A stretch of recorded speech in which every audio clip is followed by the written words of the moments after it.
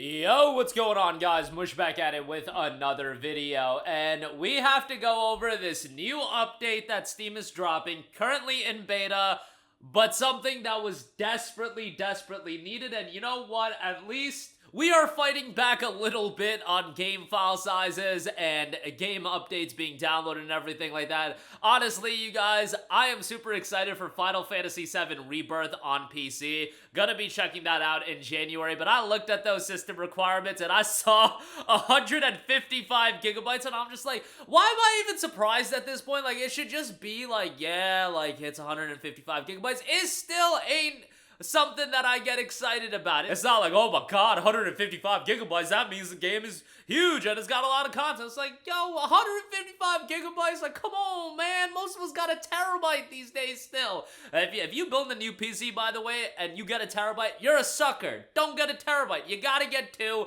ideally 4, but I digress. New settings for game updates in beta. New options give you more control over how Steam delivers updates to your games. Today's Steam Client beta update includes a few improvements that give you more control over when Steam will download updates for your installed games. When downloading game updates, Steam continues to try to strike a balance between keeping your games ready to play and efficiently using your bandwidth. For games you recently played, Steam will download game updates shortly after they are released. For games that you haven't played in a while, Steam might wait a few days to bundle multiple updates together or choose to download the update while you're asleep. While this default behavior works in most cases, there are times when you need more control of when updates are applied. Some users might want to delay updating a 200 gigabyte game until they are ready to play it again in a few months, especially if they are on a metered connection or have a monthly bandwidth caps. For others who play the same game every night, they might want updates downloaded as soon as they are available. So what's new? We've added a new section to control the default behavior for when game updates are applied. Under downloads in the Steam client settings, you can set the default to let Steam decide when to update the game based on factors like when you last played the game, bandwidth availability, or wait to update until the game is launched. To set specific game overrides, you can go to Library, Game, and Game Properties. That is the gear icon. The options remain the same with cleaned up descriptions. To see which games have specific overrides, head back to the Steam Client download settings and click Manage Exceptions.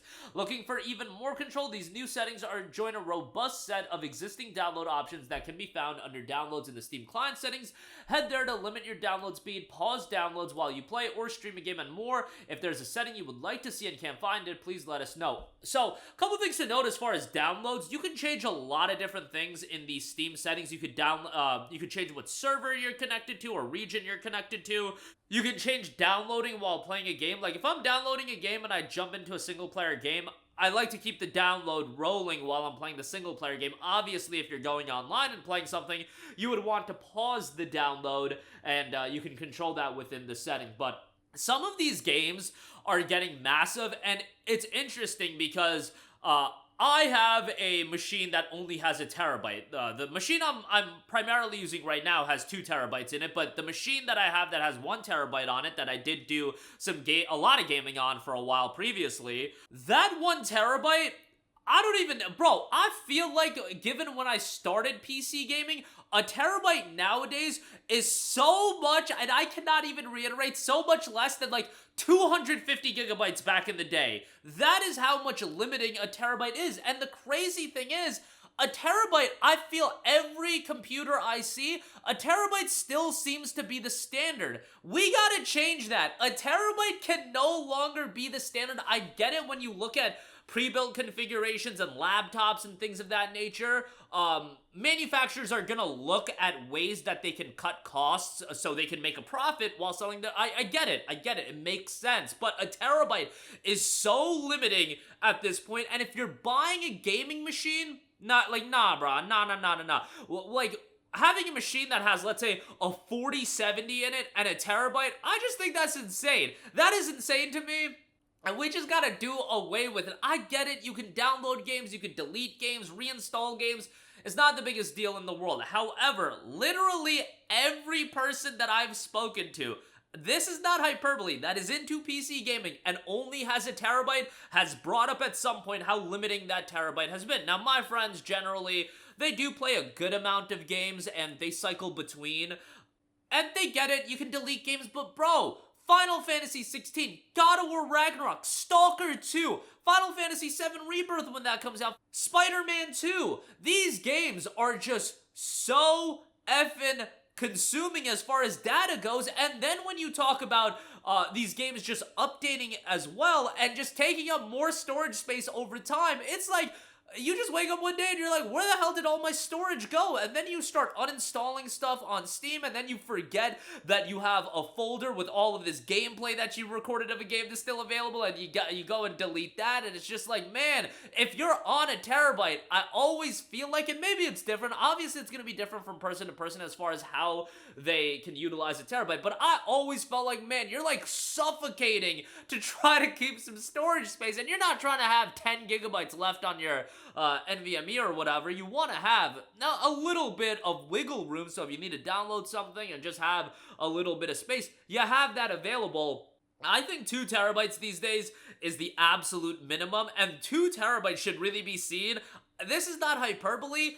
Back in the day, how we saw 500 gigabytes. Back in the day, like a decade ago, when people were getting into budget PC gaming, 500 gigabyte hard drives were what they were going with. It was just a decent amount of space.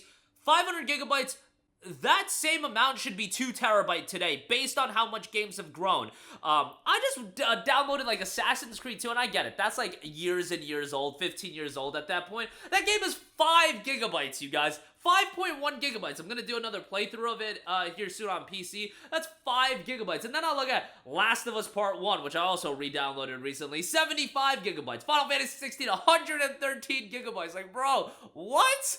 113 gigabytes, and then you talk DLC updates, and I'm not even downloading like the GTA 5s of the world and keeping that regularly installed on my PC, you know, that are regularly updating. It's just insanity as far as the storage space goes, but at least Steam is doing something to at least give you a little bit more control, and I get a lot of that is 4K textures, HD textures, like the HD textures like absolutely cook file sizes. But yeah, like the difference you see sometimes between the console, the PS5 counterpart and then the PC counterpart is insanity in terms of the file size, and it's one of those areas for that, man, we really gotta start something where we gotta do away with one terabyte ain't it anymore. 2 terabytes gotta be the new 500 gigabytes from back in the day, and 4 terabytes gotta be the premium option. I think 4 terabytes should be the option that's like one level up. At this point, if you see somebody with 4 terabytes of storage, that's like seen as, oh, you got a really high-end rig. No, at this point, that should just be the, oh, you went one level up. And then honestly, like 8 terabytes should be